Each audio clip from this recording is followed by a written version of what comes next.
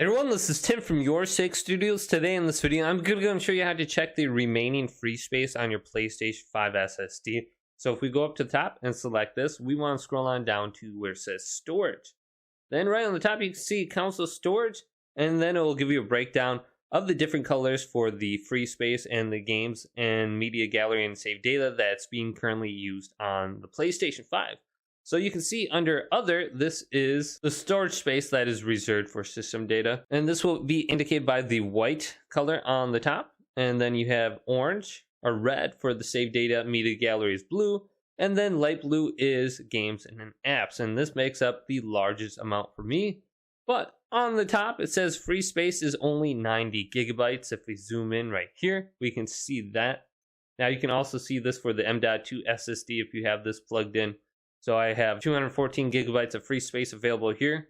Then there's some system storage on here. Then if you have a USB external storage device plugged in, you can see that here as well. Now another thing you might not know is the install location. So for new games, I have them going directly to my M.2 storage. So if you have a larger hard drive, go ahead and switch that over for the install location. But hopefully this video did indeed help you out. If it did, leave it a big thumbs up and subscribe to my channel down below for more tech help videos coming up next on YourSixGaming.